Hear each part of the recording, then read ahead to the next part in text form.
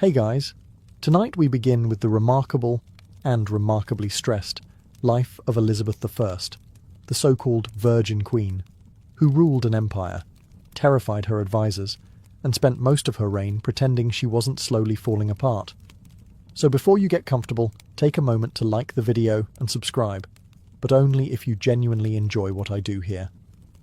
And let me know in the comments where you're tuning in from and what time it is for you. It's always fascinating to see who's joining us from around the world. Now, dim the lights, maybe turn on a fan for that soft background hum, and let's ease into tonight's royal misery together. It's the year 1533, and you've just been born into the Tudor dynasty. Congratulations. You've officially entered the world's most chaotic family business. Your father is Henry VIII, a man who believes he's been personally appointed by God to rule England and destroy the concept of stable relationships. Your mother, Anne Boleyn, is witty, ambitious, and currently the most hated woman in Europe. Together, they've produced you, a baby girl, which is already the first diplomatic crisis of your life. Everyone was expecting a boy, a strong heir, a future king. Instead, out you come, wrapped in royal linen and disappointment. The midwives murmur, healthy and beautiful, but what your father hears is useless for succession. You've been alive for 5 minutes and you've already let him down. An impressive start, really. Your christening is lavish because it has to be. Courtiers line up to pretend they're thrilled. Trumpets blare, priests bless, and half the guests are trying not to laugh. There's polite applause for the princess, who, according to rumour, ruined her mother's chances of keeping her head attached. Even the godparents look like they're wondering if it's too soon to ask for transfers. For a brief moment, things go well. You have your own nursery, silk blankets, and a team of servants who definitely gossip about you the second they leave the room. You're fed, clothed, and occasionally acknowledged. Luxury by Tudor standards. Then, 2 years later, your father gets bored, your mother gets accused of witchcraft, and your household suddenly downsizes. When you're 2, your mother walks up to the scaffold at the Tower of London. Her crime? Failing to give Henry a boy and daring to have opinions. The axe falls, and with it, your status. Overnight, you go from Her Royal Highness to the King's awkward mistake. Henry marries again within weeks, because grief is inefficient. You're left in the care of strangers who hope you don't remind anyone you exist. But here's the thing. You're a Tudor. You inherit the family curse, survival through spite. You'll grow up quiet, clever, and terrifyingly patient. And one day, you'll make the world regret laughing at your birth. You grow up learning what every Tudor woman learns eventually. You're only valuable until you aren't. And since your mother's been executed and your father's moved on to wife number 3, your value has dropped somewhere between royal heir and stray cat we can't be seen feeding. You live in the countryside now, exiled from court but surrounded by expensive tutors. Because even disgraced daughters are expected to be brilliant. You learn Latin before you can spell your own name, read Greek before most nobles can read anything, and spend your afternoons politely pretending not to notice when courtiers whisper about your mother's unfortunate past. Your father, Henry VIII, does not visit. He's busy producing sons with other women, or killing them when they disappoint him. You don't take it personally. He forgets people exist all the time. Still, every new royal birth is a reminder that you're replaceable. When your half-brother Edward is born, England throws a parade. When you sneeze, no one writes about it. At meals, your attendants bow too low and talk too little. You're technically a princess, but one without status, affection, or inheritance. A sort of royal paperweight. You study harder than anyone expects you to, because studying is the only thing you can control. Every grammar rule memorized, every Latin verse recited, is one more brick in the wall you're quietly building between yourself and humiliation. Your only real stability comes from your tutors, who notice something dangerous in you. Intellect. You absorb knowledge like oxygen, and that terrifies people. Intelligent women in Tudor England don't get rewarded. They get accused of witchcraft. So you learn another essential Tudor skill, smiling just enough to look harmless. When your father finally dies in 1547, you don't cry. It's hard to miss someone you mostly knew from paintings. The throne passes to your brother, and you, the brilliant bastardized daughter, remain where you've always been, hovering near power, watching it destroy everyone who touches it.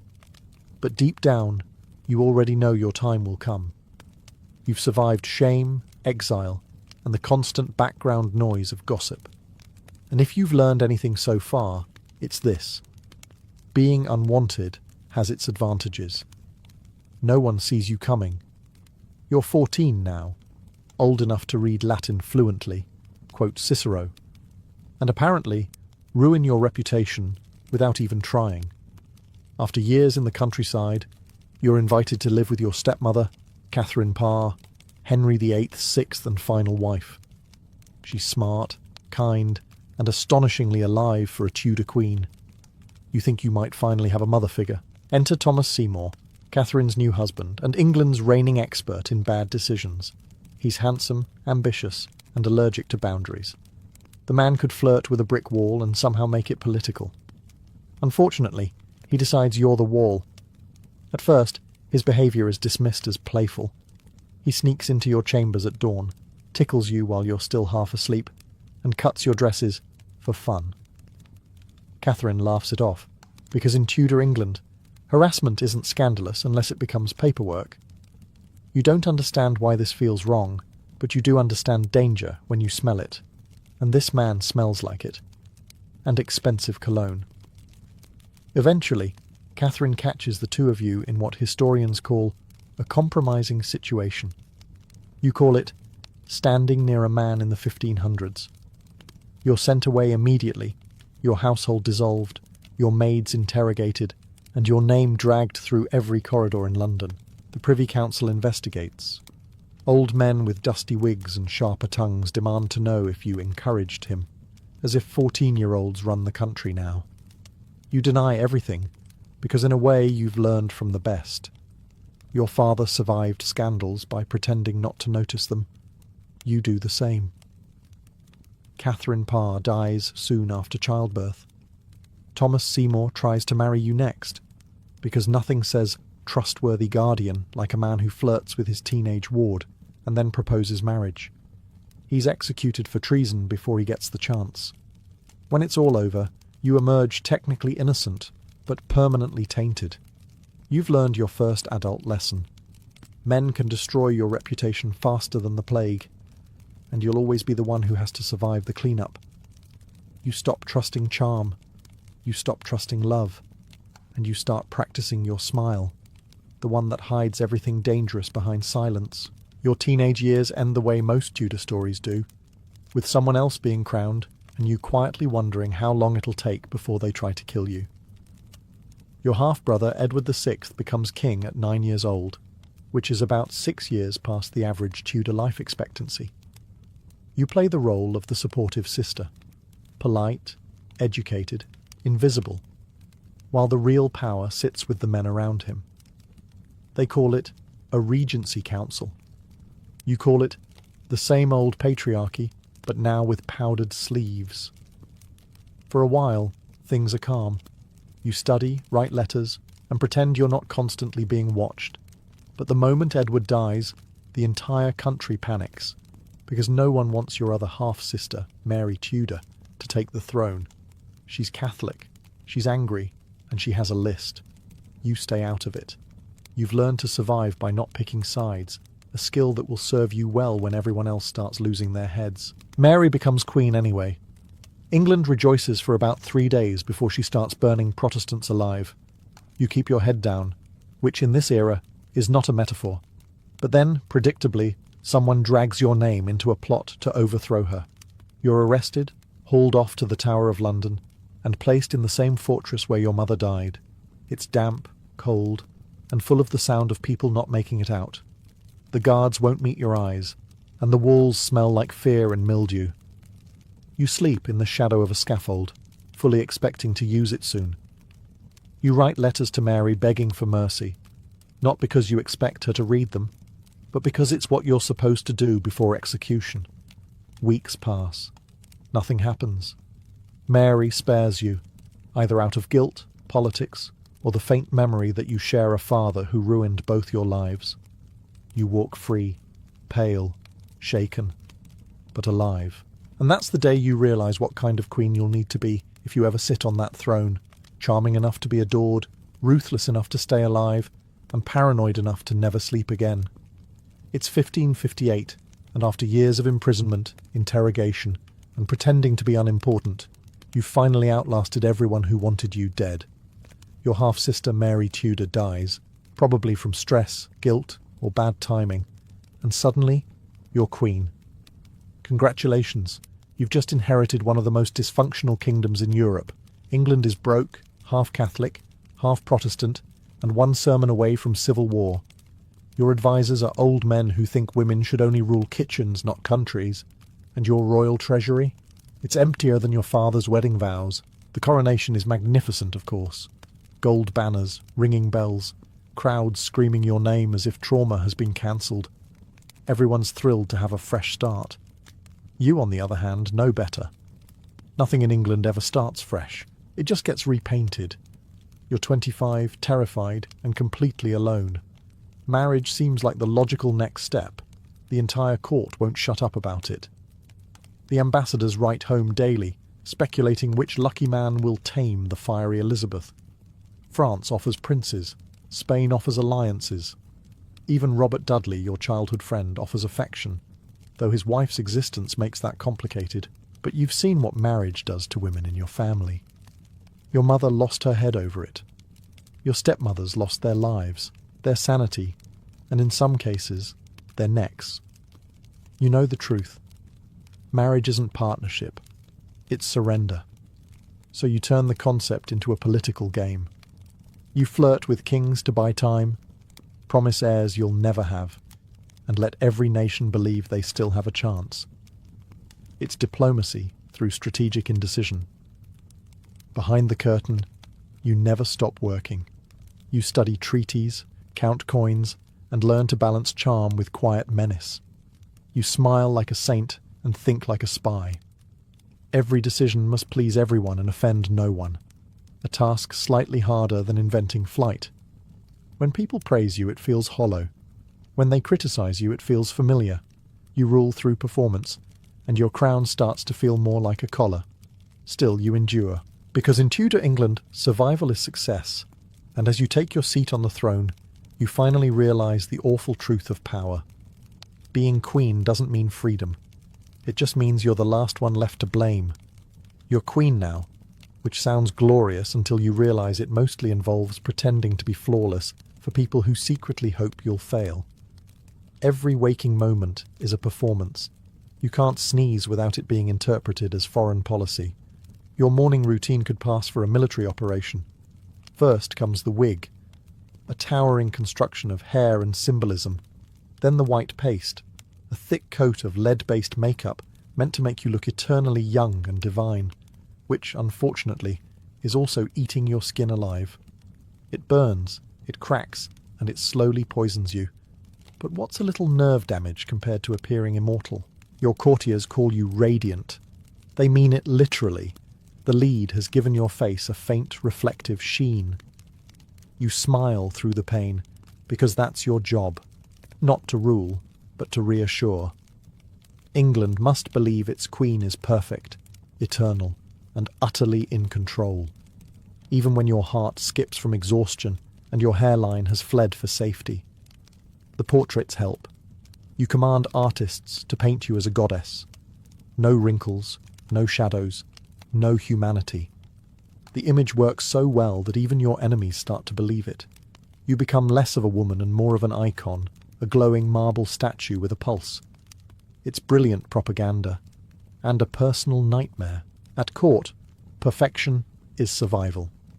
Any hint of weakness becomes gossip by noon and a political rumour by supper. You can't afford friends, only spectators. The ladies in waiting who dress you whisper behind fans. Ambassadors take notes on how tired you look. One wrong word, one slip of temper, and someone somewhere writes to Spain that the Queen's mind weakens. So you double down. You smile harder, speak softer, and wield charm like a dagger. You never cry where anyone can see you, never show illness, never admit you might be lonely. Every day you build the myth a little higher, Elizabeth the Glorious, Elizabeth the Eternal, the Virgin Queen, until even you start forgetting where the act ends and the person begins. And when the candles go out at night, you wipe the makeup away, stare into the mirror, and wonder quietly how much of you is left underneath the paint. Every morning you wake up to the same question from your council, your courtiers, and half of Europe. So, Majesty, have you picked a husband yet? It's not curiosity. It's a threat disguised as small talk, because in their minds, a queen without a king is a problem waiting to happen, like a carriage missing a wheel or a candle burning without permission. You've been queen for years now, and somehow you've managed to stay single. That alone feels like witchcraft. Ambassadors write anxious reports to Madrid and Paris. Her Majesty remains obstinately unmarried. You can practically hear the panic echoing across the channel. You play the game masterfully. When Philip of Spain sends a proposal, you smile and stall. When the Archduke Charles tries, you smile and stall again. When Robert Dudley, your oldest friend and the most dangerous option of all, gets too close, you send him away, twice. Because the one thing worse than scandal is scandal with feelings, with, "You've seen what marriage does to women like you. Your mother lost her head over it. Your sister Mary lost her crown. Your stepmother's lost, well, everything else. So you invent a new kind of monarchy, one where you flirt with nations but marry none. You are both the bride and the dowry, the promise and the punishment. Still, the loneliness creeps in. You catch yourself watching Dudley too long across the council table. You see his hand tremble when he bows. You both know what this could be, and what it would cost. Then his wife conveniently falls down a staircase and dies. The rumours arrive before her funeral does. You don't attend either. The court gossips, foreign rulers speculate, and poets romanticize. The Virgin Queen, they call you, though not with kindness. You let them. Chastity, after all, makes excellent branding. You wear the title like armour. Every country wants your hand, so none can touch your throne. Every man dreams of possessing you, but you belong to no one, not even yourself anymore. And so you master the art of saying perhaps with a smile that means never. Because the truth is, marriage would have made you someone's wife. Remaining single made you a legend. Welcome to your court, the glittering, perfumed, poison-tipped heart of your empire. On the surface, it looks divine. Velvet gowns, jewelled necks, gold reflections of candlelight on marble floors. But underneath all that silk and ceremony slithers a truth you learned too young. Everyone here smiles with their teeth, not their hearts. Your courtiers adore you in public and betray you in private. Their letters travel faster than their loyalty. You know which ones write to Spain, which ones whisper to France, and which ones pretend they don't. The trick is never to let them know you know. You've turned suspicion into an art form. Part queen, part detective, part exhausted babysitter of the ambitious. Your chief minister, William Cecil, is loyal, but only because you let him think his advice is his own idea. Your spymaster, Francis Walsingham, fills your court with informants disguised as servants, musicians, even confessors. They listen, report, disappear, and reappear with more gossip. You rule a country of listeners. Sometimes you wonder if even your walls are writing letters at night. You've created what historians will later call an intelligence network. You just call it survival. In a world where women are expected to be ornamental, you weaponize charm into strategy and paranoia into policy. You smile, flatter, and forgive, and then quietly destroy those who mistake your mercy for weakness. It's exhausting work. You can't eat without wondering who's tasted it first. You can't walk through the gardens without someone hiding behind the hedges taking notes. Even your ladies-in-waiting play double agents, gossiping for favours that vanish by morning. Sometimes, late at night, you envy the peasants. No one's plotting their overthrow. Their enemies are rats, not relatives. But then you remember, you'd rather be the spider in the web than the fly that gets caught in it. So you keep the mask on. You laugh at jokes you've heard 100 times. You dance with men who want your throne. You pour wine for the same hands that might be sharpening daggers tomorrow. And when you stand above them, calm, radiant, terrifying, you remember what your mother's death taught you best. In a world full of vipers, the only way to survive is to smile wider and bite first. You've survived political plots, bad suitors, and the English weather. But now comes the most dangerous threat of all, family. Her name is Mary, Queen of Scots, your cousin and the most inconvenient relative in all of Europe.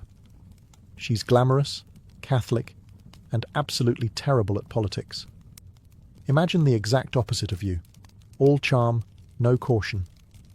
She marries unwisely, alienates her nobles, and somehow manages to make being royal look like a group project gone wrong. Eventually, she flees Scotland after a small civil war, which is impressive considering she started it. And where does she run for safety? England. To you. Because nothing says smart decision like seeking refuge with a woman whose throne you technically have a claim to. You don't want her here. You can feel the Catholic nobles twitching with excitement already. Mary is everything they think a queen should be, soft, feminine, and blessed by the Pope. You, meanwhile, have been excommunicated and wear lead makeup thick enough to stop a musket ball. But if you send her away, she'll plot abroad. If you keep her, she'll plot at home.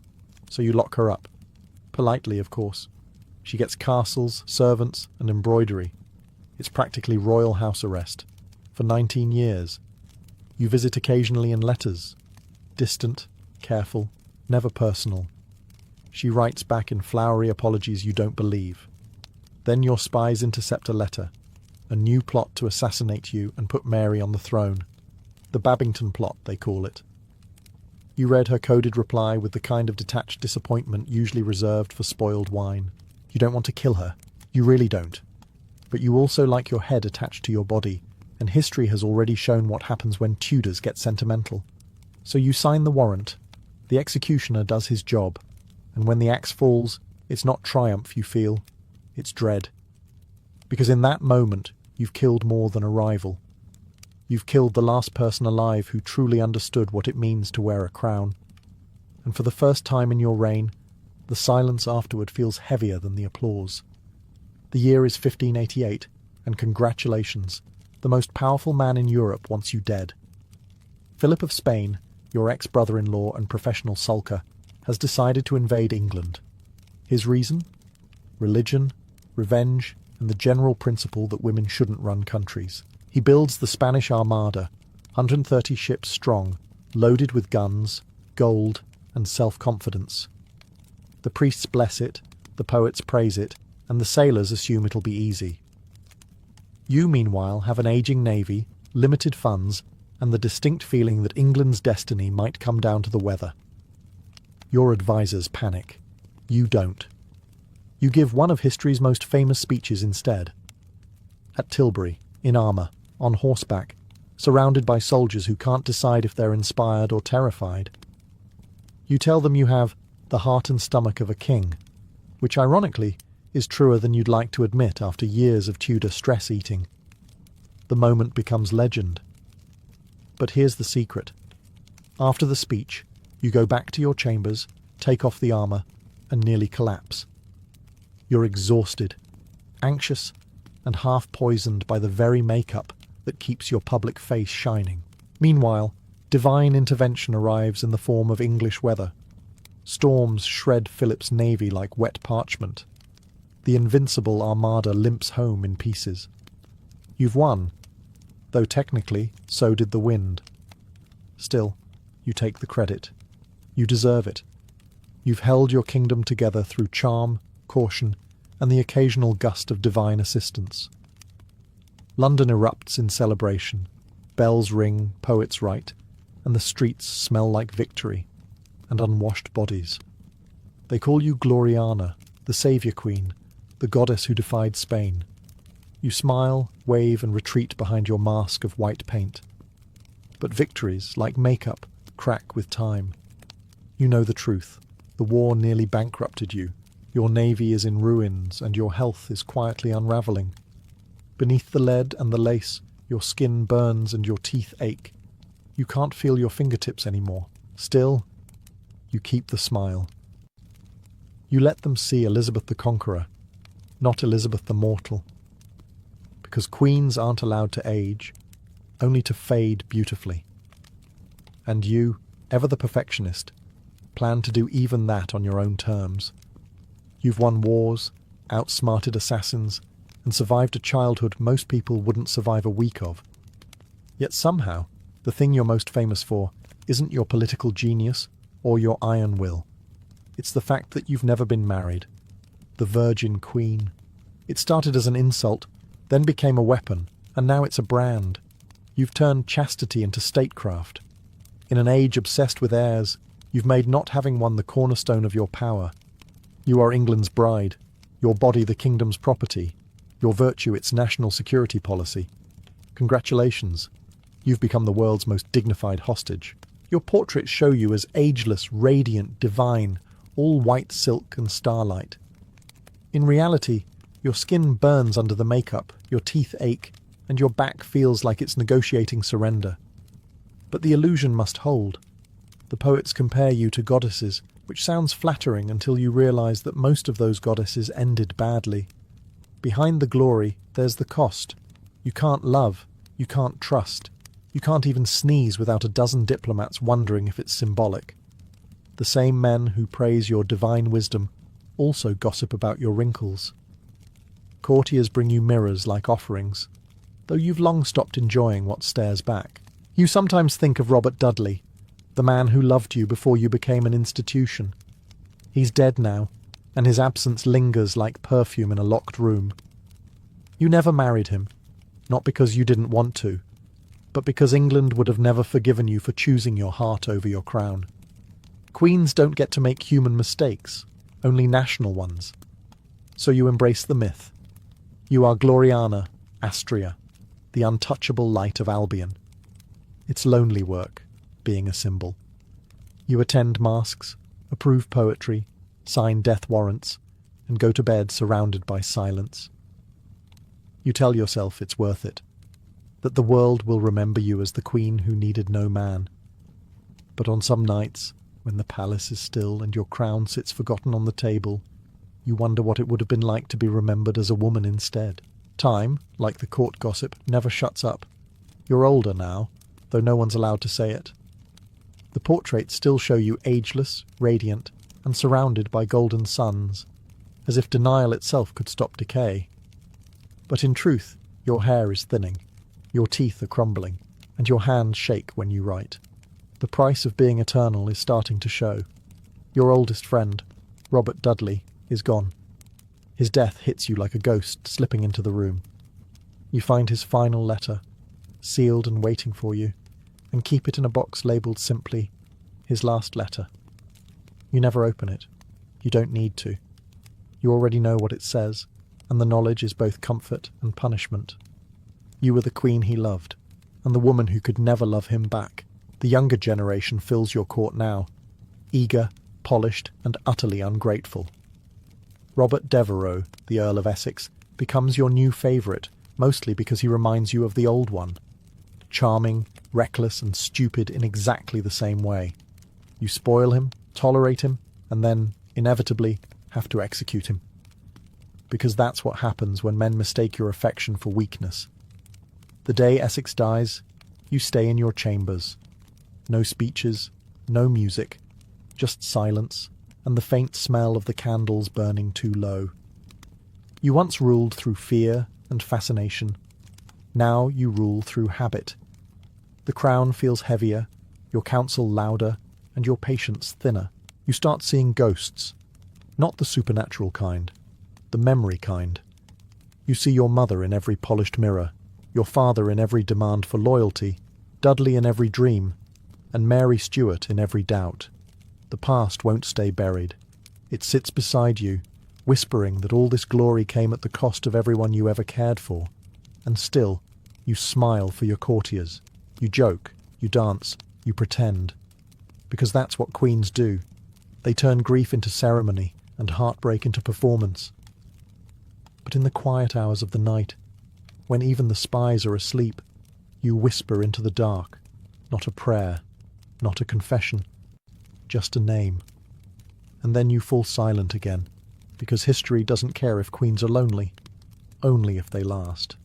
You've outlived them all. The lovers, the enemies, the poets, the fools. Even the mirror seems reluctant to keep up. You are 70 now. Or rather, you are whatever age your portrait says you are. The face on the canvas still glows like divine sunlight. The one in the mirror looks like the afterimage. Your hair, once aflame, is now a memory padded with wigs.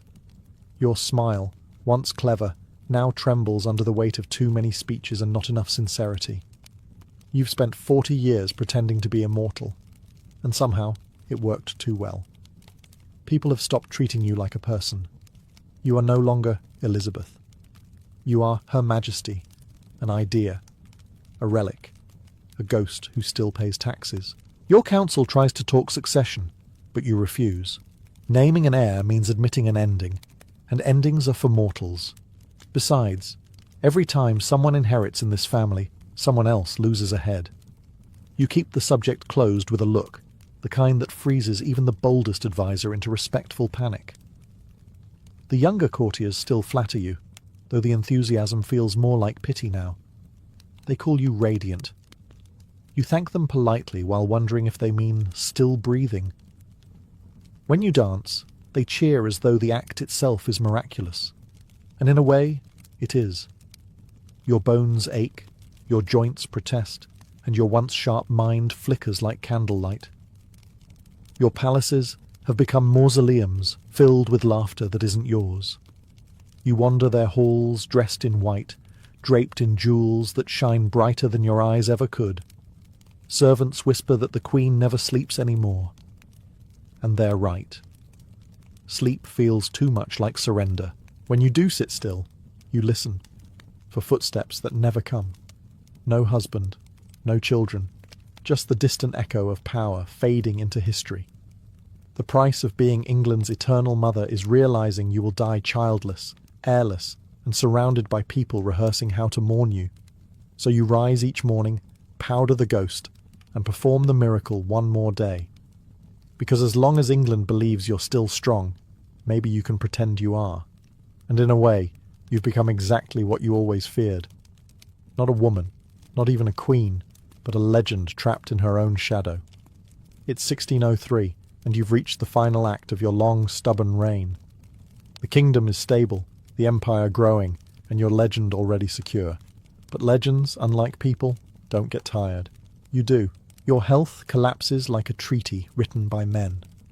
The paint no longer hides the sickness, and your courtiers avoid mentioning how your hands tremble when you lift your cup.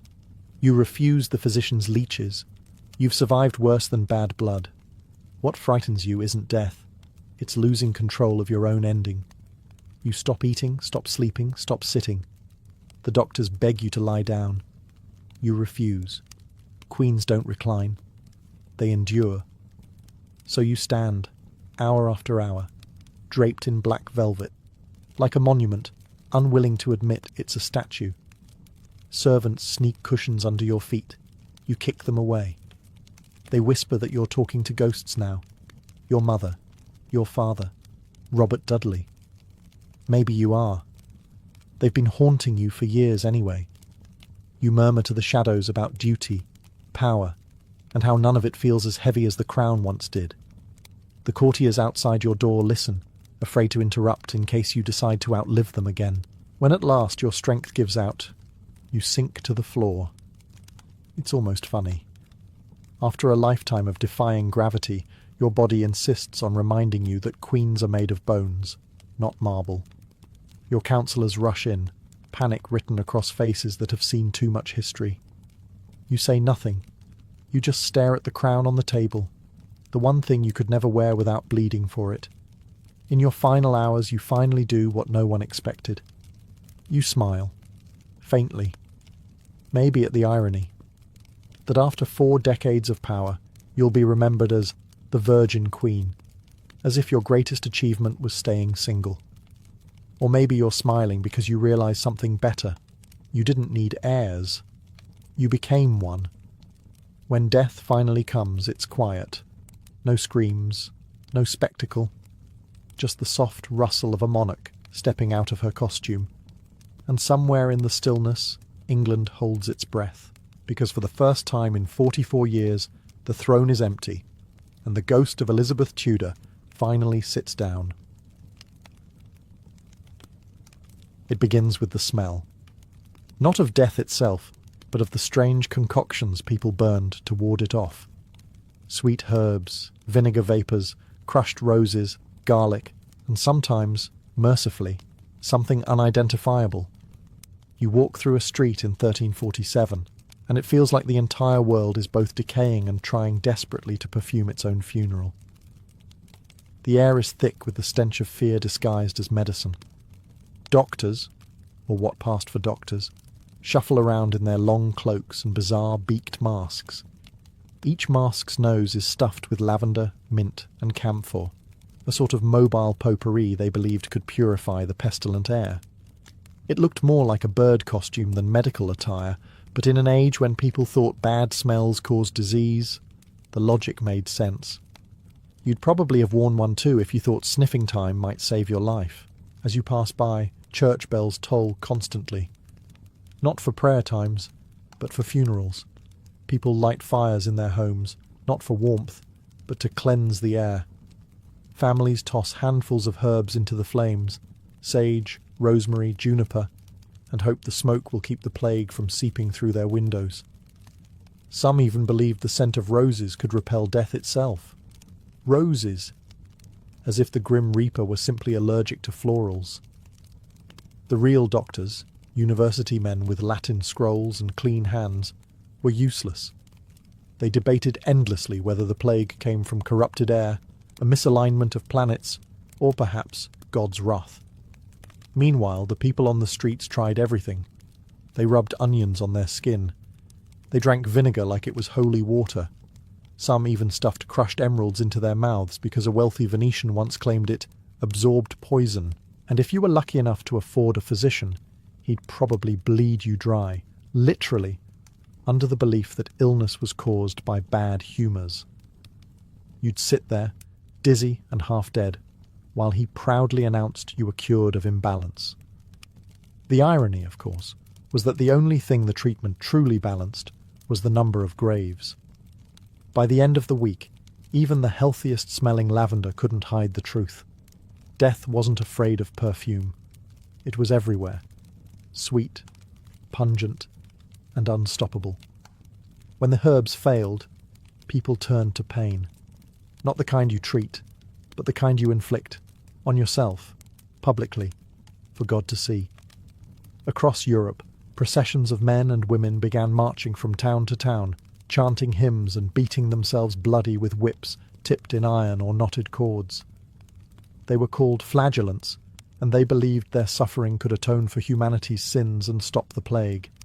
Spoiler, it didn't. Imagine the scene.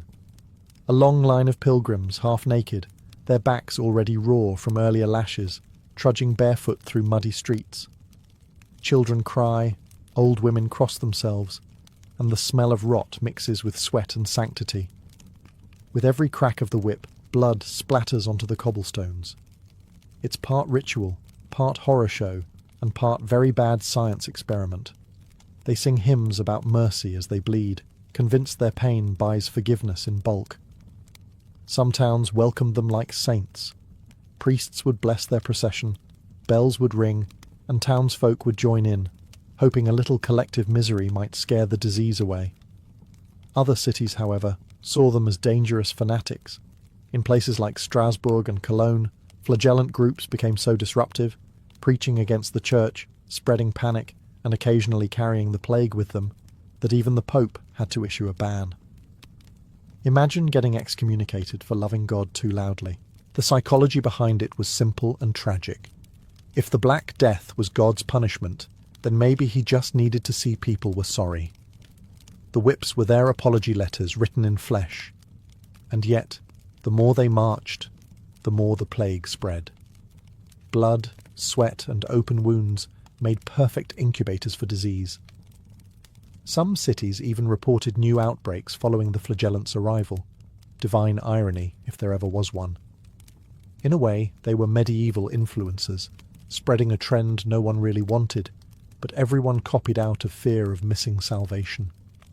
For a few brief years, the roads of Europe echoed not with trade or music, but with the rhythmic crack of self-punishment. And when even that failed to stop the dying, humanity began to realize a grim truth. No amount of faith, flowers, or flagellation could cleanse a world that didn't understand its own sickness.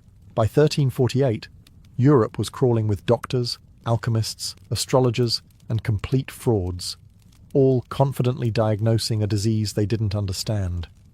In every town, you could find a man selling miracle tonics in glass bottles that looked suspiciously like coloured water.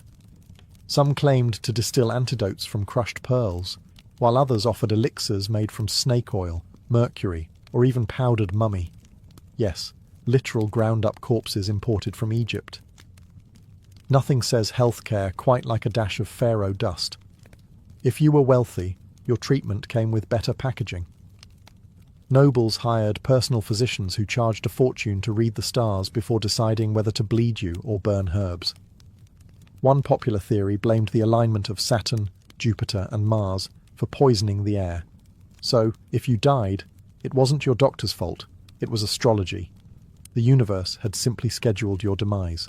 For the poor, medicine looked more like improvisation. Local wise women brewed potions out of garlic, honey, and crushed frogs.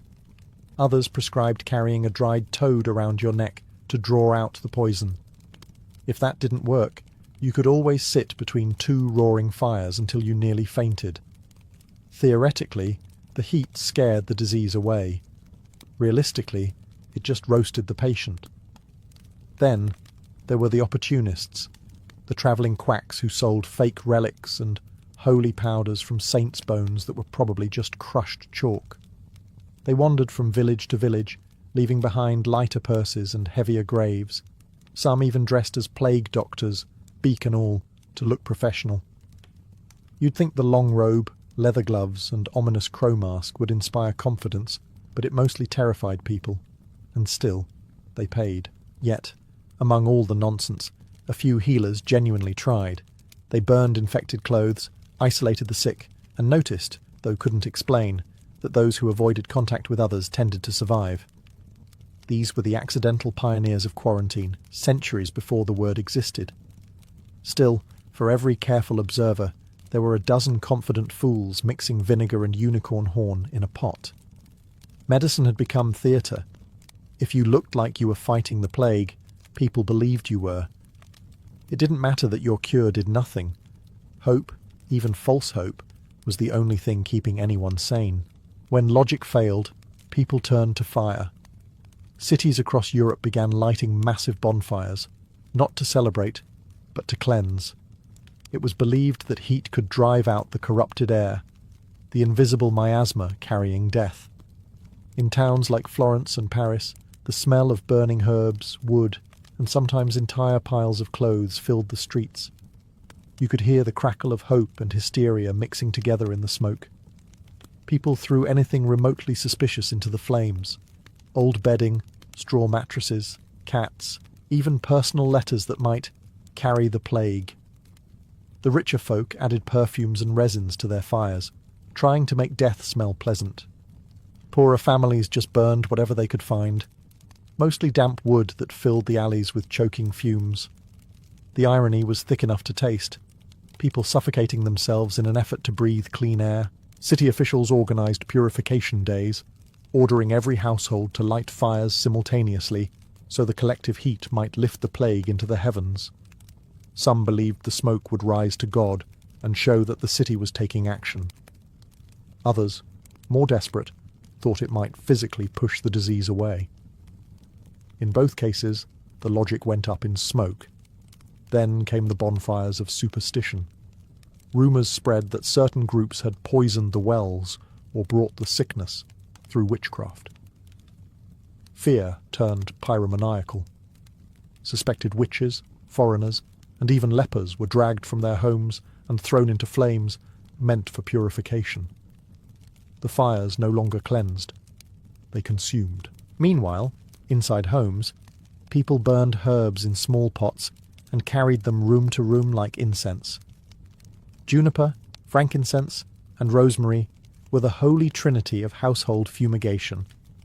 Doctors recommended burning sulphur and tar too, though that often led to fainting or worse. But if you passed out, at least you weren't coughing, so they counted it as progress. The whole ritual became a kind of performance art. People felt safer when they could do something. Anything. Watching smoke billow into the sky was a comforting illusion of control in a world that had lost all sense of it. The Black Death didn't vanish in the fire, but for a few brief, smoky moments, people could pretend it might. And in the face of unstoppable death, pretending was its own strange medicine. When the air turned foul and the plague crept through every crack and alley, vinegar became the medieval equivalent of hand sanitizer. If hand sanitizer burned your tongue and did absolutely nothing, people soaked everything in it: clothes, sponges, coins, even themselves. Vinegar was cheap, sharp, and most importantly, smelled like effort. In an age without germ theory, that counted as medicine. Doctors prescribed vinegar baths, vinegar gargles, and vinegar compresses for buboes, the swollen black lumps that marked the body's surrender. One popular cure involved bathing in vinegar, infused with rose petals, then drinking the leftover liquid. It didn't heal anyone, but it did make death smell faintly floral. Some even believed vinegar had divine approval, claiming its sourness could cut through sin as well as sickness. If your throat burned, you were on the right track. Merchants quickly caught on to the craze. They sold special blends like 4 Thieves Vinegar, a supposed plague-proof formula said to protect 4 cunning robbers who looted infected homes without getting sick. The recipe varied from place to place, sometimes garlic and rosemary, sometimes wormwood and lavender, but the story sold better than the product. You could buy a bottle at any market, along with the comforting illusion that you'd outsmarted the apocalypse. Of course, the more desperate the times, the stranger the applications. Some rubbed vinegar into open wounds, others washed their food in it until their bread dissolved. A few unfortunate souls even inhaled vinegar fumes directly through their noses, a medieval spa treatment for the truly brave or truly gullible. The richer classes turned it into ritual. Noble women carried silver pomanders filled with vinegar-soaked sponges, pressing them to their noses when servants coughed. It became a status symbol. Nothing said, "I can afford not to die," like sniffing your jewellery. Yet, beneath all the superstition, there was a faint glimmer of logic. Vinegar does kill some bacteria, though the plague wasn't one of them. Still, in an era when no one knew what germs were, it was one of the few treatments that didn't make things worse. For a brief moment, people believed salvation could be bottled, poured, and splashed liberally on fear itself. The world reeked of vinegar and of hope, gone sour. When vinegar and herbs failed, Europe turned its eyes upward. Surely if medicine couldn't cure the plague, maybe the saints could. After all, they were supposed to handle miracles. Every church overflowed with prayers, candles, and desperate bargaining. People crawled on their knees to altars, whispering promises to Saint Sebastian, the go-to plague protector. Why Sebastian? Because he'd been shot full of arrows, and arrows looked suspiciously like God's invisible punishment. Perfect metaphor. Wrong cure. Paintings of the time show townsfolk clutching little wooden icons of Sebastian, his body riddled with arrows yet annoyingly serene, as though being skewered was just another Tuesday. Others prayed to St. Roch, who famously survived a plague himself, with only a dog to bring him bread. He became the medieval equivalent of an influencer for divine health, except his followers kept dying anyway. In cities like Avignon and Florence, priests organised massive processions. People marched barefoot, clutching relics, chanting for mercy as incense smoke filled the air. The Pope ordered prayers across Christendom and even blessed the rivers of Rome, hoping holy water might trickle salvation downstream. Unfortunately, the Black Death wasn't particularly pious. It drowned the faithful just as eagerly as the faithless. Some clergy tried to interpret the plague as divine messaging. "It's punishment for pride," they declared. "No, for greed," others shouted. Eventually, the church concluded it was for everything. You couldn't win. If you prayed, you were desperate. If you didn't, you were damned. Even monks who lived in isolation, eating little and praying much, started dropping dead. Apparently, holiness had no immunity. As panic grew, some took matters into their own blistered hands. People built small roadside shrines out of desperation, leaving coins, bread, or bits of jewellery to attract divine favour. Others tried to buy forgiveness in bulk, literally, by paying for masses to be said in their names after they died. The church's coffers swelled even as its priests fell ill. Faith became both medicine and business. And yet, when the bodies kept piling up, prayers began to falter. For the first time, people questioned whether the saints were even listening. The silence of heaven was deafening, interrupted only by the tolling of funeral bells. God, it seemed, was observing quarantine too. If divine mercy failed, there was always the blade. Medieval medicine adored the idea of balance, the four humours: blood, phlegm, black bile, and yellow bile. Get too much of one, and you were doomed. The solution? Drain some out. Simple, elegant, lethal. During the Black Death, physicians sharpened their knives and set to work like mechanics fixing a broken carriage, by removing the oil and hoping it would drive better. The process was straightforward. Slice open a vein, watch the blood flow, and pray you didn't faint first. Doctors swore it released poison from the body. Some even used leeches for a gentler touch, which was only slightly less horrifying. You'd lie there pale, dizzy and lightheaded, while your doctor confidently declared you were improving, because technically you were too weak to argue. Rich patients got premium service, silver bowls, perfumed bandages, and doctors quoting Aristotle while draining them. The poor just got cut and told to hold still. In many towns, barber surgeons, yes, your local haircut guy, did the bloodletting for a fraction of the cost. You could get a shave, a trim, and a vein opened all in one sitting. The famous red and white barber pole still seen today? It's a souvenir of that era. The red for blood, the white for bandages. Nothing says clean cut like a reminder of medieval hemorrhage. Even when patients died mid-procedure, doctors refused to admit defeat. He was too far gone, they'd say, wiping their knives. In their defence, it was the only method they had that felt scientific. It involved tools, ritual, and visible results, just enough to impress the desperate. Sometimes, when bloodletting didn't work, doctors recommended repeating it daily until the patient stabilised, which usually meant expired. Some patients rebelled, choosing instead to let nature or the saints decide. But refusing treatment was dangerous too. In certain towns, civic officials ordered plague victims to submit to medical care or face exile. So, people submitted, willingly or not, and bled themselves towards salvation. Looking back, it's easy to laugh at the absurdity. But for them, every drop of blood spilled was a prayer in liquid form, a bargain struck between faith and fear.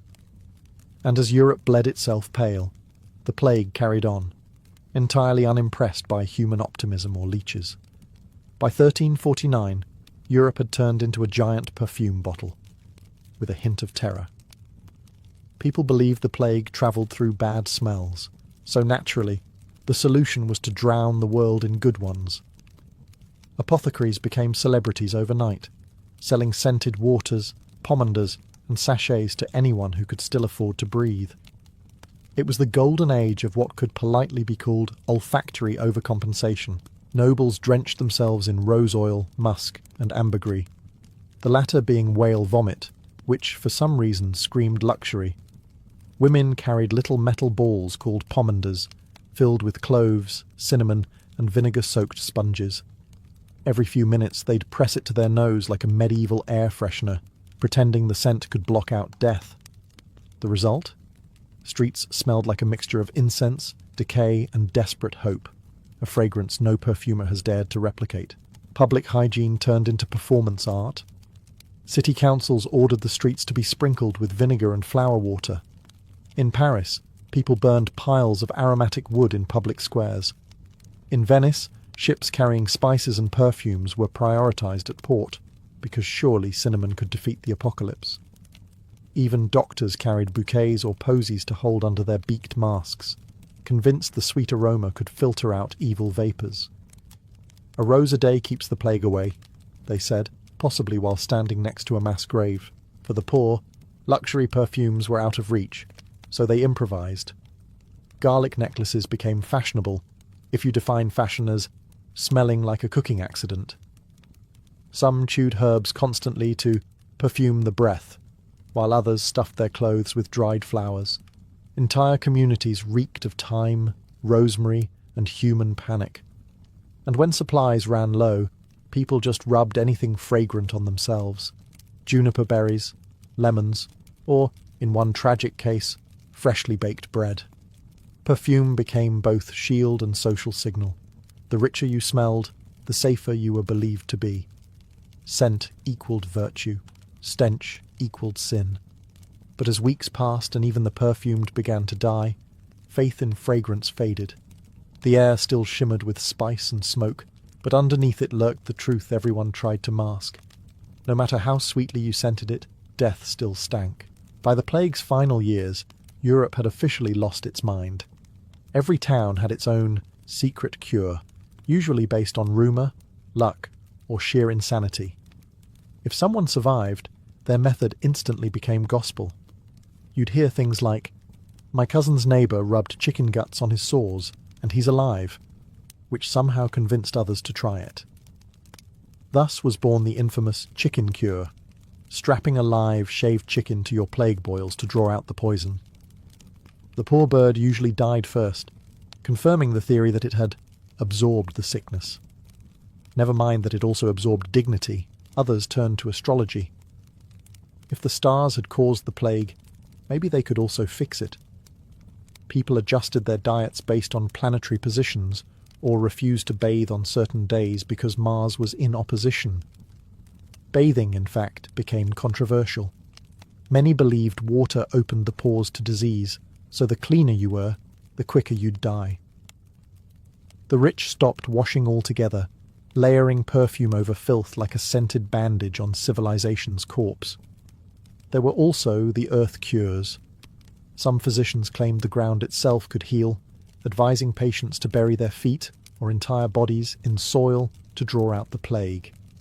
Others drank ground-up gemstones mixed with wine, because if you're going to die, you might as well sparkle on the way out. And then came the truly absurd: swallowing crushed emeralds, rubbing excrement on sores, or even applying butter to wounds to soothe divine fire. Spoiler, it did not. Quarantine, ironically, was one of the few effective measures, discovered not by scholars, but by desperate city officials. In Venice, ships suspected of carrying plague victims were kept at sea for 40 giorni, 40 days. The practice saved thousands, but felt cruel at the time. Imagine watching the mainland from your window while your crewmates coughed beside you, praying the countdown didn't end in silence. By 1351, the Black Death had devoured up to half of Europe's population. The strange cures, from vinegar baths to chicken therapy, had failed spectacularly, but they revealed something profoundly human. People would rather do something wrong than nothing at all. In the face of invisible death, action, no matter how absurd, was its own form of faith, and sometimes faith was the only medicine left. In the year 793, Lindisfarne was as peaceful as heaven on earth could be.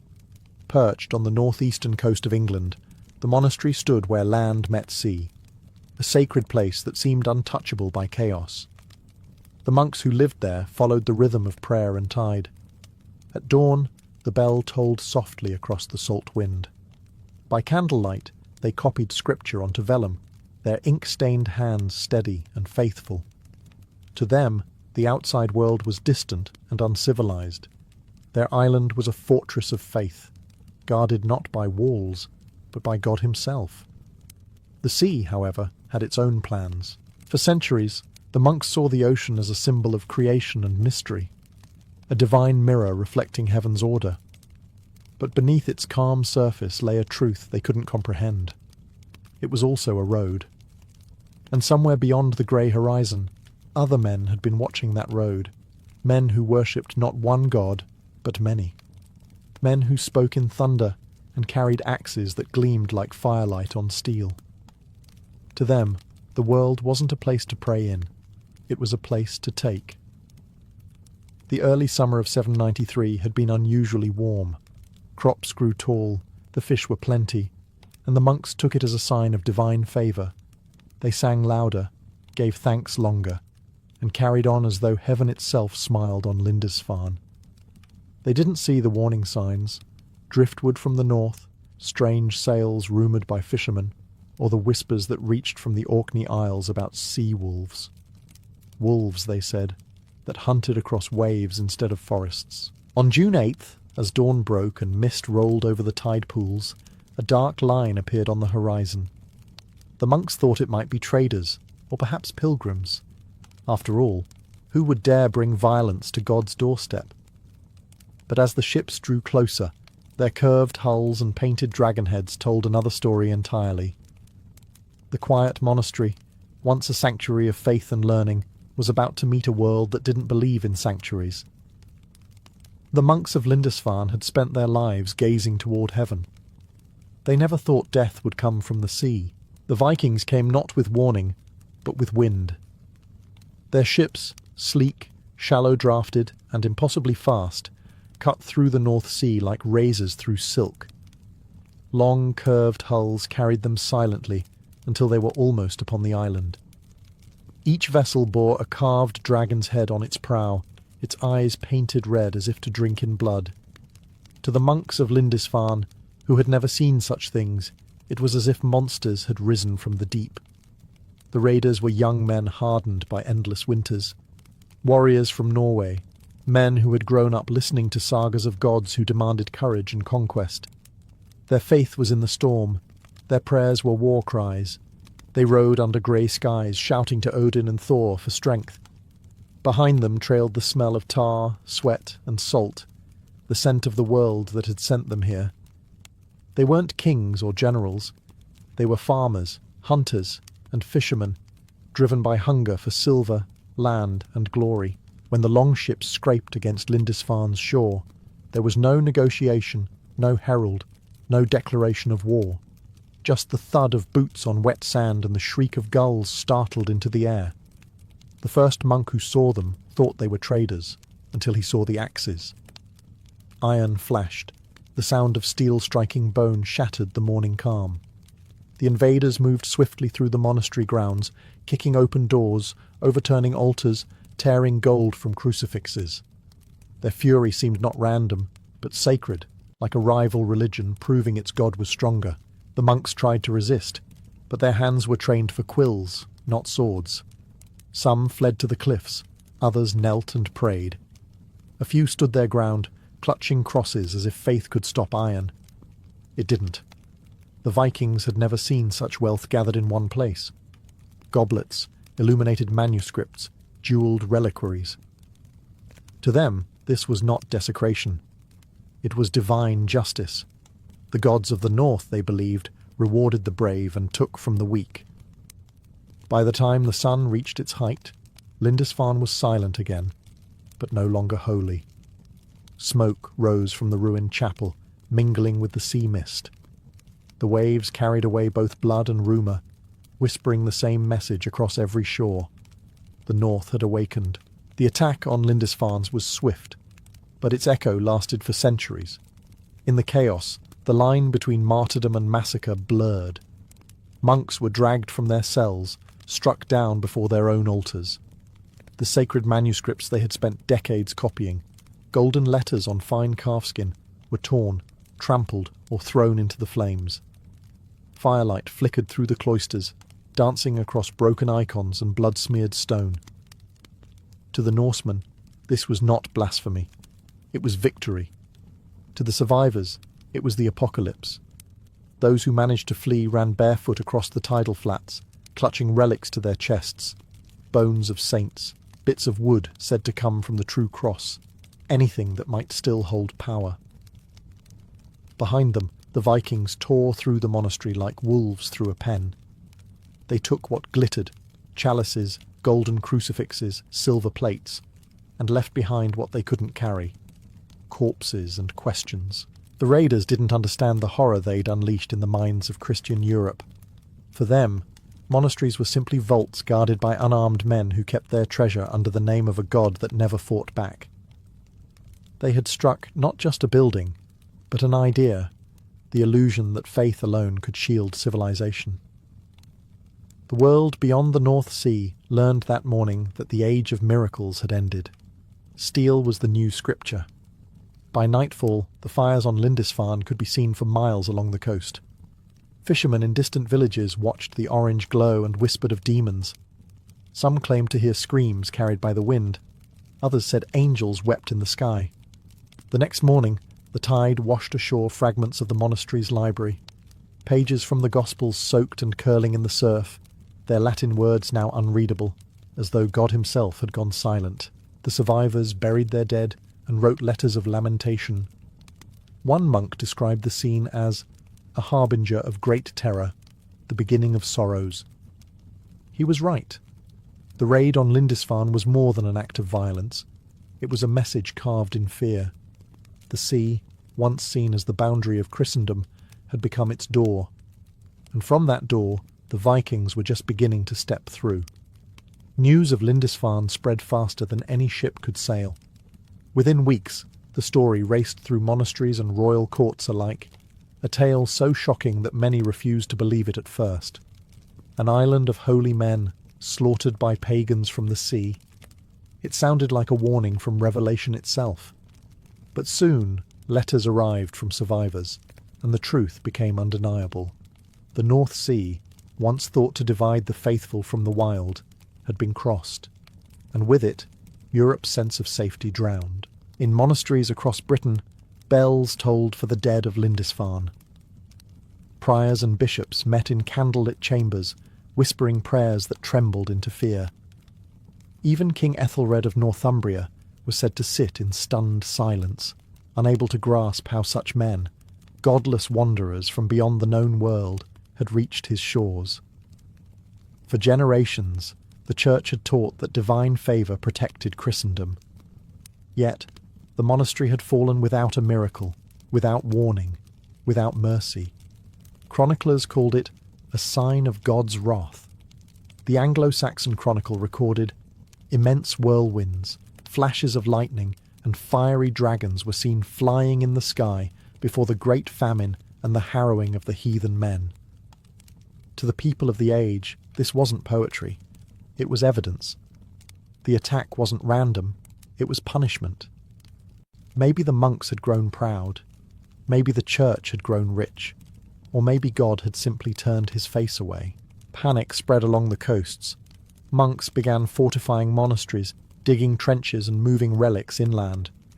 Pilgrimages slowed, trade faltered, and every ship on the horizon was suddenly suspect. The Vikings, once just a rumour from the north, became the embodiment of chaos, a reminder that civilization was fragile and faith had limits. But amid the fear, fascination took root.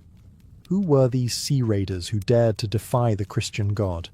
Tales of their strength, their ships, and their strange gods began to spread like wildfire. To some, they were monsters. To others, a dark omen. But to a few, they were something else entirely.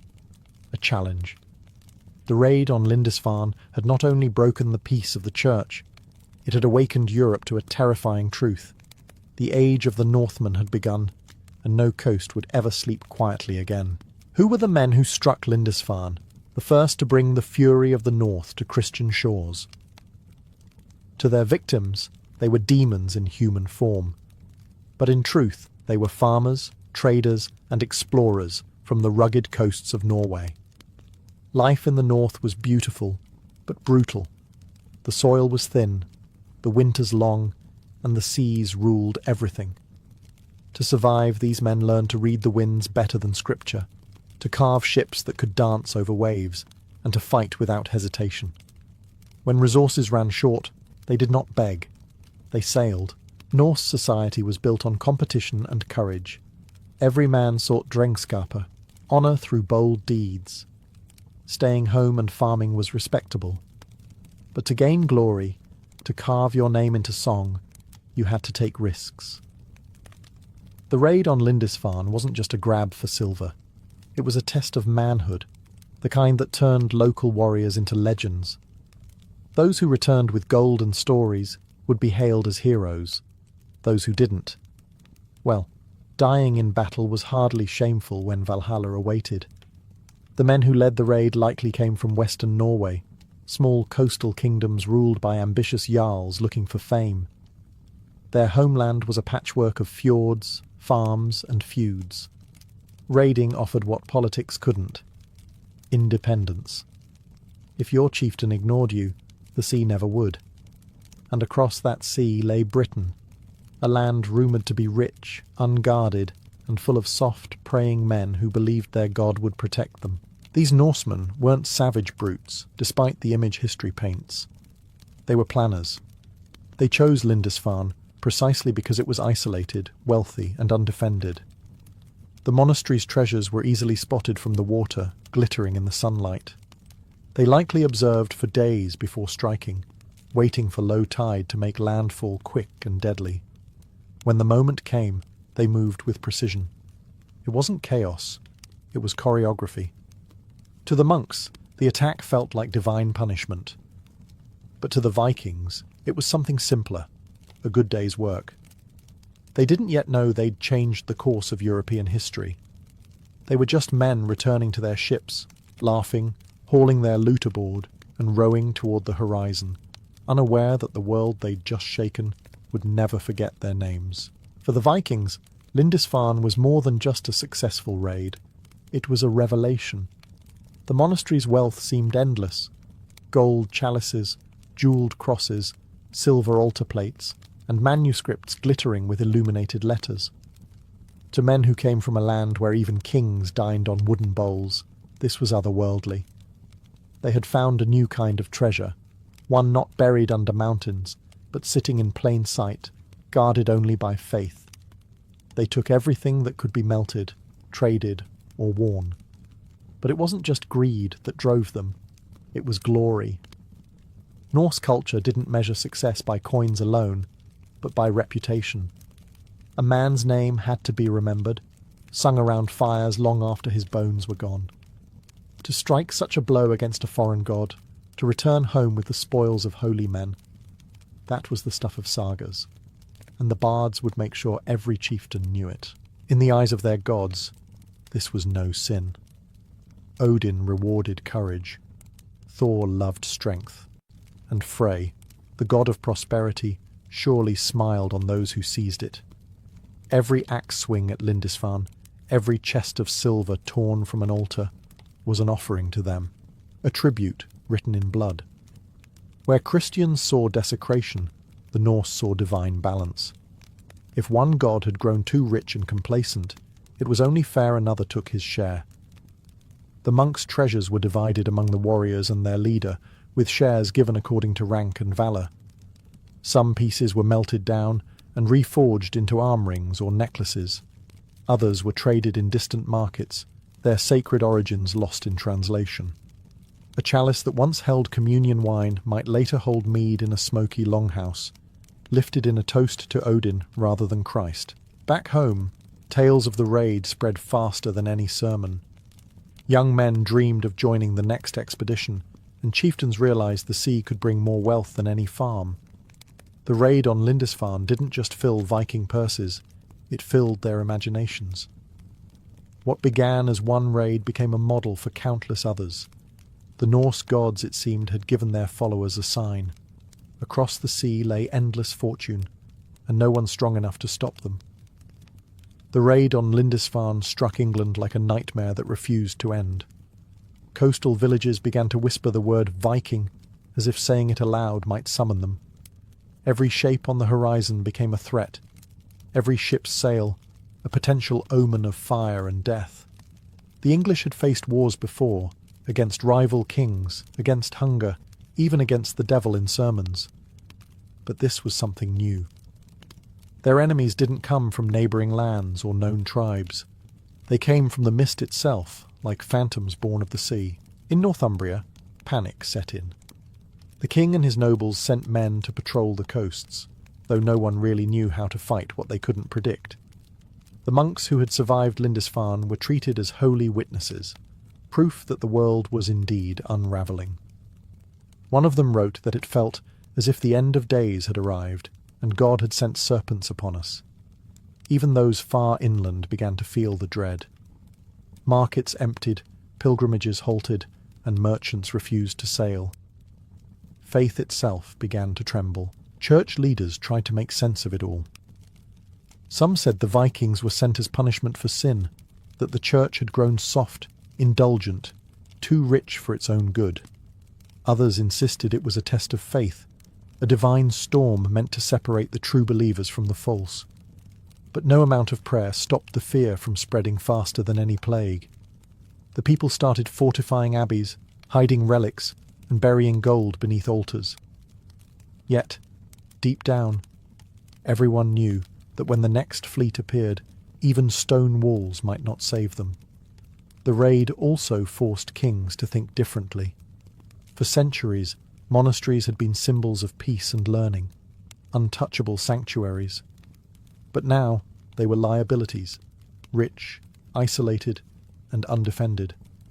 Some rulers began organizing coastal militias and building lookout posts, hoping to give warning before the next strike. But it was like trying to guard an entire ocean with a handful of men. Lindisfarne had been one attack, but it rewrote England's imagination. Fear became part of the landscape, woven into the waves, sung in prayers, carved into chronicles. The Vikings had taken more than treasure. They had stolen England's sense of peace. The shock of Lindisfarne did not stop at England's shores. It rolled across Europe like thunder, echoing through monasteries from Ireland to the Frankish Empire. Letters flew between bishops and kings, filled with outrage and disbelief. How could such godless men defy the Almighty and live? Charlemagne himself, ruler of the most powerful Christian empire, was said to be horrified. If even a holy island could fall, what was safe? Suddenly, the edges of Christendom no longer felt like borders. They felt like invitations. Monasteries began fortifying their walls, a concept once unthinkable. Places of peace became fortresses. In Ireland and Scotland, monks built their abbeys inland or behind stone towers, trading isolation for safety. Pilgrims became armed travellers. Priests learned to wield swords, and kings began to look suspiciously at their coastlines. Every ripple of rumour about Northmen stirred panic. Even the Mediterranean traders heard tales of pale-haired warriors who struck without warning, vanishing before an army could be raised. The church framed the event as divine warning. Preachers thundered from pulpits about repentance and humility. The faithful were told to fast, to pray, to atone. For clearly, God had turned his face away. Some believed the world was entering its final age, a slow apocalypse where the sins of man had drawn monsters from the sea. Others saw it as a call to arms, a reason to harden faith with steel. Yet not everyone viewed the Vikings as pure evil. Among scholars and travellers, a darker fascination grew. The Norse were barbaric, yes, but also bold, organised, and terrifyingly efficient. How had such distant tribes mastered ships that could cross oceans faster than imperial fleets? How did they navigate by stars, wind, and instinct alone? Europe realised that these were not savages in skins. They were craftsmen, tacticians, and merchants when it suited them. The North had risen with discipline as much as fury. Trade routes began shifting. Merchants learned to pay for protection, and entire economies adapted to fear. Monks hid relics underground. Kings reinforced coasts. Fishermen stopped sailing alone. But for all the panic, there was awe too. The Vikings had cracked open Europe's illusion of divine safety, and what spilled out was both terror and wonder. The sea, once seen as the world's edge, had become its new beginning. When the smoke cleared over Lindisfarne, the world that emerged was not the same. That single raid in 793 was not just an act of violence. It was the first heartbeat of a new era. The Vikings had discovered something greater than treasure, opportunity. Word of the monastery's riches and the ease of its conquest spread through the fjords of Norway and Denmark like wildfire. Every chieftain, every ambitious farmer, every restless youth with a sword suddenly saw the sea in a new light, not as a barrier, but as a bridge to fortune. Over the next decades, more ships would follow. They struck Jarrow, Iona, and other holy sites, leaving behind the same mixture of horror and awe. What began as a single raid evolved into a pattern, then a strategy, then an age. The Viking Age had begun, not because the North grew stronger, but because Europe's confidence had been broken. The raiders had found their weak point: wealth without warriors, faith without walls. Lindisfarne became a legend almost instantly. Chroniclers described it in trembling ink, calling it a harbinger of great terror. It became a symbol of fear to the Christians and of triumph to the Norse. Songs of the raid reached longhouses across Scandinavia, sung beside fires that burned late into the night. Fathers told their sons about the golden island across the sea, where even priests bled silver. Soon, shipbuilders worked faster, warriors trained harder, and the coastline of England became the frontier of a new, unstoppable movement. And yet, in a strange way, Lindisfarne connected two worlds that had never truly met. Out of its ashes came centuries of conflict, trade, and cultural exchange. The same Vikings who had come as destroyers would later settle, farm, and even convert to the very faith they had once shattered. But on that first day, they weren't conquerors or converts. They were simply explorers with axes, testing the edge of their world. The monastery's ruins would stand for generations, half rebuilt, half haunted, a monument to the moment when isolation ended. From that point on, no coast in Europe would sleep peacefully again. The North had found its voice in fire and steel, and the world would spend the next 3 centuries learning to listen. In the far-flung colonies of the 17th and 18th centuries, medicine was less about science and more about survival. Disease was as common as dust, and trained physicians were rarer than gold. Most towns relied on a handful of barber surgeons, practical men who could cut hair, draw teeth, bleed a fever, and amputate a leg, often in the same afternoon. Their tools were simple: a bone saw, a scalpel, a few leeches, and a bottle of rum to dull both the pain and the conscience. In colonial medicine, if it didn't kill you, it counted as a cure. Hospitals were almost non-existent. Treatment took place in taverns, barns, or the patient's own bed. Surgery was performed on rough wooden tables, wiped down with seawater, and anesthesia was a luxury no one could imagine. The only painkiller was strong drink and prayers. A patient about to lose a limb would be told to bite down while a friend held them still. Infection was inevitable, but no one understood why. Doctors thought pus was a good sign. Laudable discharge, they called it. Proof that the body was fighting back. In truth, it was sepsis taking root. Colonial doctors practiced under the shadow of ancient theories. The 4 humours, blood, phlegm, yellow bile, and black bile, still dictated diagnosis. If you were ill, your humours were out of balance, and balance could only be restored by force: bleeding, blistering, purging, or vomiting. Fevers were met with leeches, headaches were treated with bloodletting, and if you survived the treatment, you were declared cured, whether you actually were or not. Yet amid all the superstition, there was ingenuity. Colonists learned from indigenous healers who used local herbs and roots unknown to European medicine: willow bark for pain, tobacco smoke for resuscitation, and sassafras for fevers. These remedies often worked better than anything imported from London. Still, most colonial doctors dismissed them as heathen cures, even while secretly taking notes. In this world, medicine was a gamble. Every fever could be malaria, every rash a warning, every cough the start of the end. Yet people kept seeking cures, trusting the men with saws and spirits, because in a land so vast and untamed, even a bleeding barber was better than no healer at all. To understand colonial medicine, you have to understand its obsession with balance. The theory of the four humours ruled every diagnosis, every prescription, and every poor soul who came limping into a surgeon's chair. Illness wasn't seen as infection or virus. It was imbalance. Too much blood, not enough phlegm, an excess of yellow bile, a deficiency of black bile. A man's health was measured not by germs or organs, but by the temperament of his bodily fluids. If you fainted, they said you had too little blood. If you were angry, too much heat in the liver. It was a worldview that made no sense, yet it lasted centuries, partly because it was convenient. Almost every treatment began with taking something out of you. Bleeding was the colonial doctor's favourite cure-all. Fever, bleed. Headache, bleed. Melancholy, definitely bleed. Surgeons carried elegant brass or steel lancets designed to open a vein just enough to let the bad blood flow.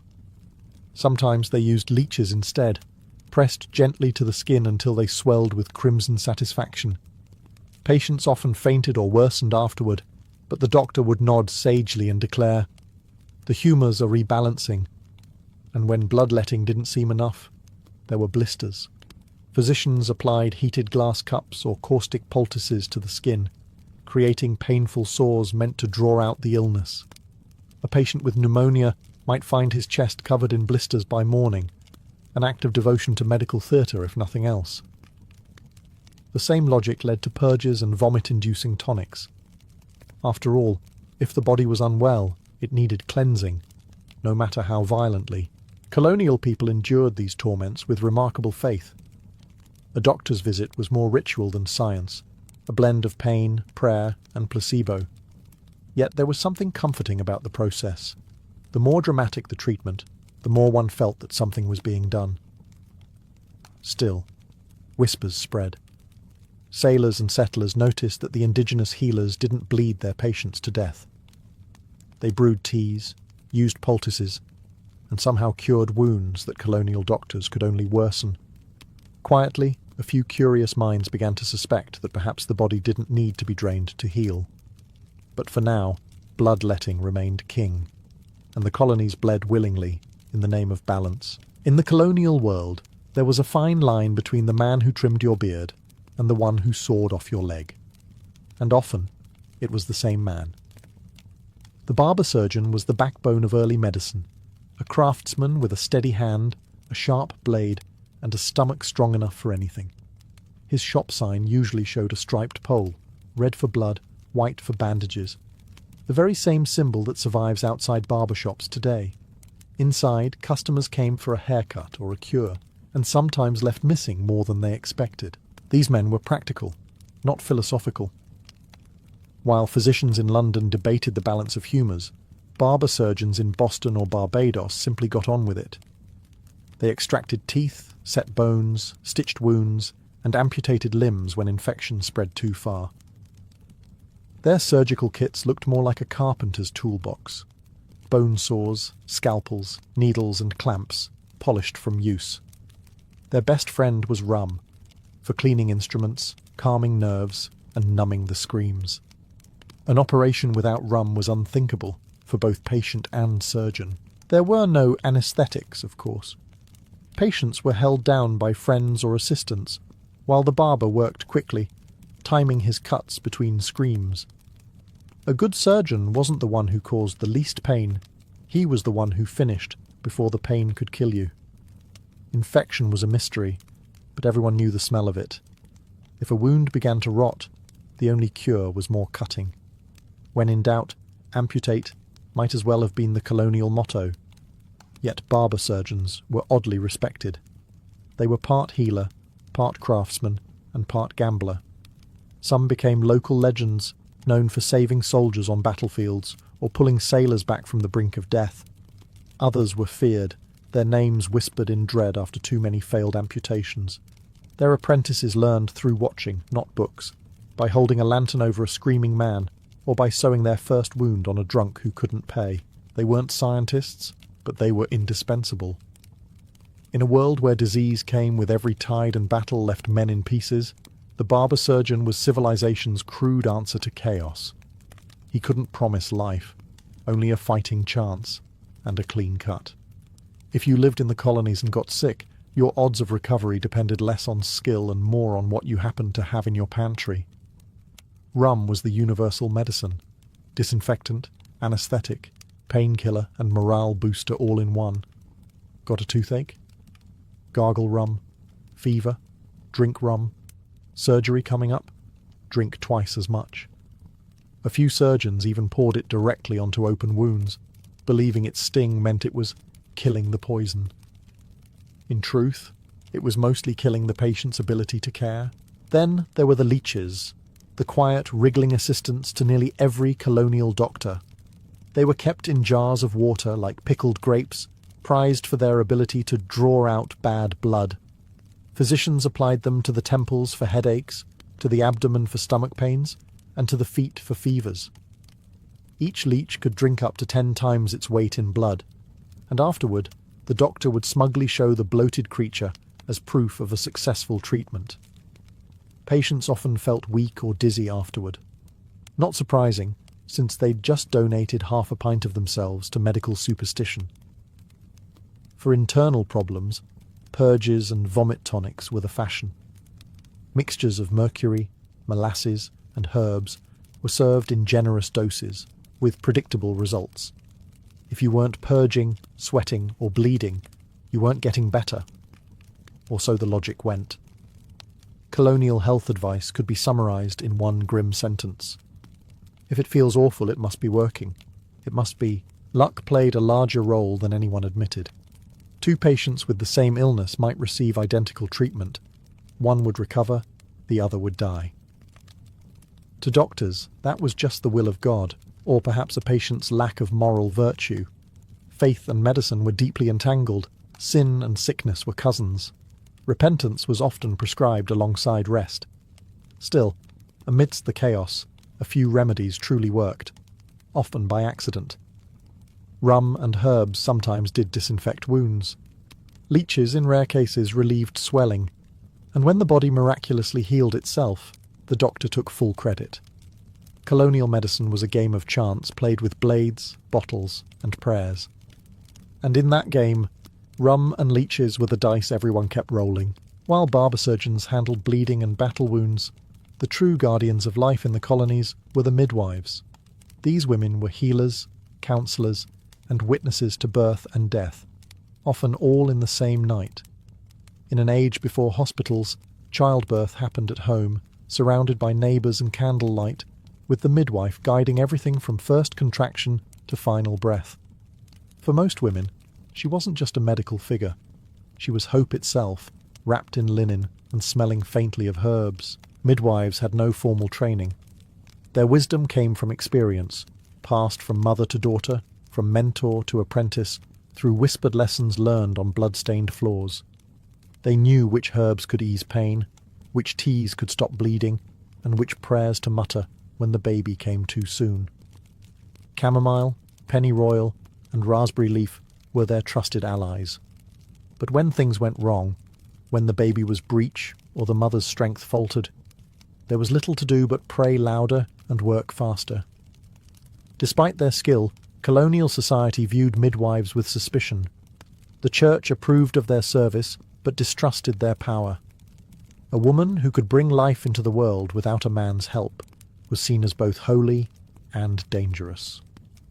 Whispers of witchcraft followed midwives everywhere, especially if their patients survived illnesses others did not.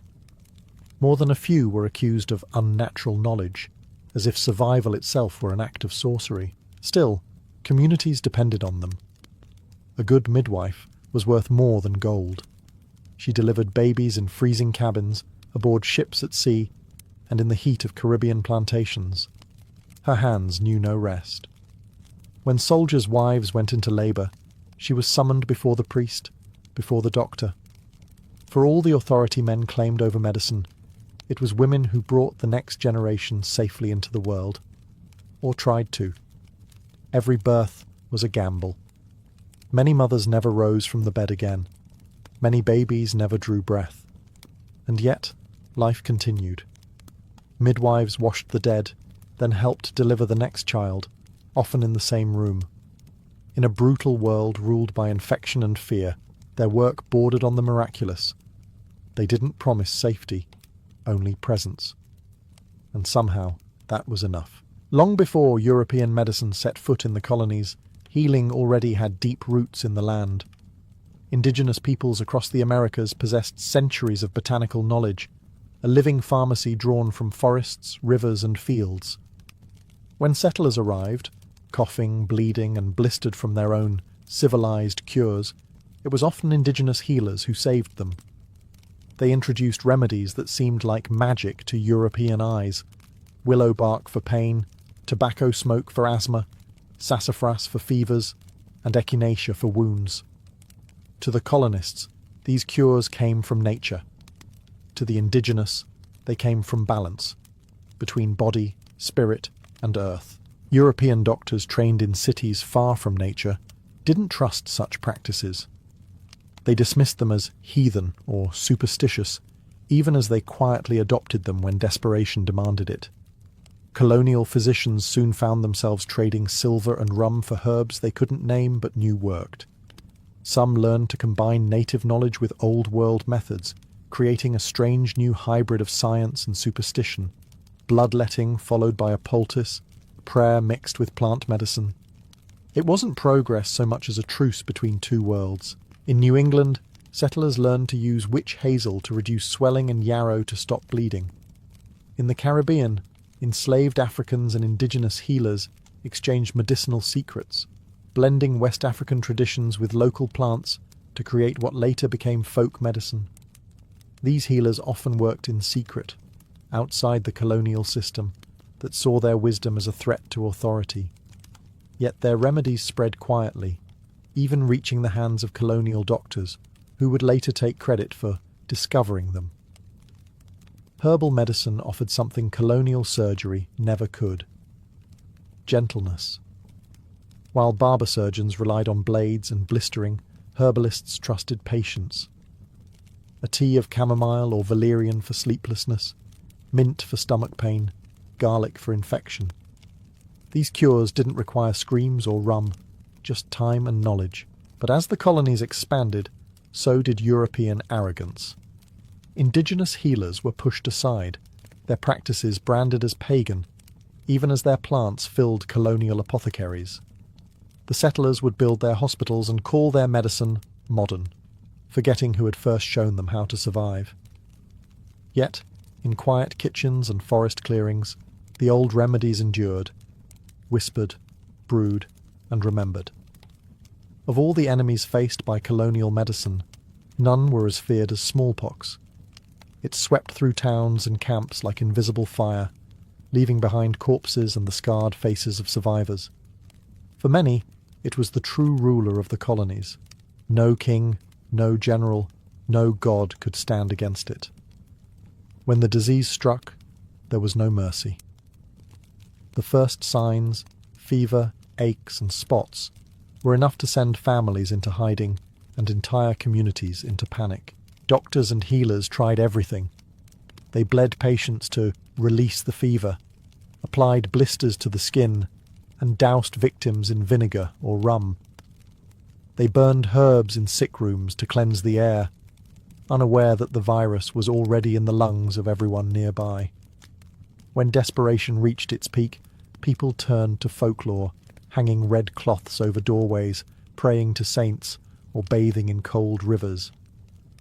Nothing worked. The unlucky ones died quickly. The lucky ones lived on, disfigured, but immune. Then, from the east, came a strange rumour, a method called inoculation. The idea was simple and horrifying. Deliberately infect a healthy person with a mild case of smallpox to make them immune later. The technique had long been used in Africa, India, and the Ottoman Empire, but Europeans dismissed it as barbaric until they started dying in droves. It was an enslaved African man, known as Onesimus, who taught the method to a Boston minister, Cotton Mather, during an outbreak in 1721. Mather faced outrage and accusations of witchcraft, but his inoculated patients survived at far higher rates than those left to fate. Even with this breakthrough, colonial surgery remained primitive. Scalpels were unsterilized, and operations were conducted in daylight to save on candles. Infection claimed more lives than the surgeon's blade ever saved. A soldier might survive amputation only to die from a single fly's landing on his wound. Still, every so often, something remarkable happened. A patient lived. A fever broke. A wound healed.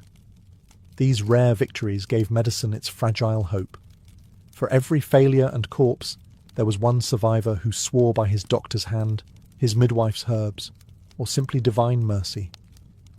In that uncertain world, survival itself was considered proof that the cure had worked, even when it hadn't. When the colonies went to war, first against native nations, then against each other, and finally against the British Crown, medicine followed the armies into chaos. The battlefield surgeon became the most overworked and least envied man alive. His tent was the one place soldiers prayed never to visit. There was no antiseptic, no anesthesia, no mercy, only speed. A good surgeon could amputate a leg in under 2 minutes. A great one could do it while ignoring the screams. The air around military camps smelled of blood, sweat, and burnt cloth, as if death itself had taken up residence. Most battlefield surgery was triage in its crudest form. Doctors prioritized the men who might live, a broken arm before a gut wound, a clean cut before a shattered bone. They had no time for prayers. Assistants held the patient down, while the surgeon sawed through flesh and bone, tying arteries with silk thread or horsehair. The stump was dipped in rum or tar to seal it. Sometimes it worked. Often it didn't. Gangrene crept in like a second enemy, devouring what the sword had spared. Yet, despite the horror, there was innovation. War forced practicality. Surgeons learned which tools worked best, which techniques kept soldiers alive long enough to fight another day. Amputation knives became shorter, saws sharper, bandages cleaner, relatively speaking. The chaos of war turned butchers into professionals, men who could identify a wound's fate with a single glance. And though infection remained a mystery, some surgeons began boiling their instruments or washing their hands between patients, guided by instinct rather than knowledge. Field hospitals were rarely more than barns or tents, the floors slick with blood and mud. The wounded lay shoulder to shoulder, whispering prayers or curses, their fates determined not by God, but by a man with a saw. Still, the surgeons endured, performing hundreds of operations a week, their hands shaking only after the work was done. War revealed the brutal truth of colonial medicine. It wasn't designed to heal, only to endure. And in enduring, it evolved. Each battlefield, each desperate amputation, pushed medicine a little closer to understanding its own savagery and the price of survival. By the late 18th century, the colonies were changing, and so was medicine. The age of bleeding and blistering hadn't vanished, but cracks were forming in its authority. New thinkers began to question whether sickness truly came from bad air or imbalanced humours. Dissections, once considered sinful, were quietly performed in medical schools. In the cities, apothecaries turned from superstition to experimentation. And across the Atlantic, whispers of scientific revolution began to reach even the farthest colonial settlements. Hospitals, once seen as death traps for the poor, started to resemble places of study.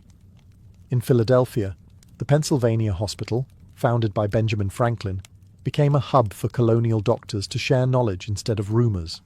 Surgeons began recording cases and comparing results, noticing patterns that suggested disease might have causes other than divine punishment or moral failure. The old phrase, God's will, started giving way to observable symptoms. It was the first step toward modern medicine. Fragile, hesitant, but unstoppable, smallpox inoculation, once feared as witchcraft, gained credibility after saving countless lives during the American Revolution. Doctors who had once relied on rum and luck now carried notebooks, sketching wounds, and taking notes on recovery. Midwives and herbalists, long dismissed as folk healers, contributed quietly to the growing body of practical knowledge. Their herbs found new names in Latin, their techniques absorbed into formal medicine, though rarely credited. The shift wasn't purely noble. Medicine became a profession, and with it came hierarchy. Male physicians sought to regulate healing through licensing, pushing midwives and folk doctors aside. Yet, even as power consolidated, knowledge expanded. Anatomy books replaced superstition, microscopes began to appear, and chemistry crept into the apothecary's art. Slowly, the world that once treated fevers with leeches started to glimpse the idea of germs, invisible, deadly, and entirely real. By century's end, the colonies had transformed into nations, and their medicine stood at the same threshold. The bleeding bowls and bone sores remained, but so did curiosity, the one tool that had never dulled. From the chaos of barber surgeons and midwives, rum and herbs, a new age of medicine was being born. It was still imperfect, still dangerous, but for the first time it was learning.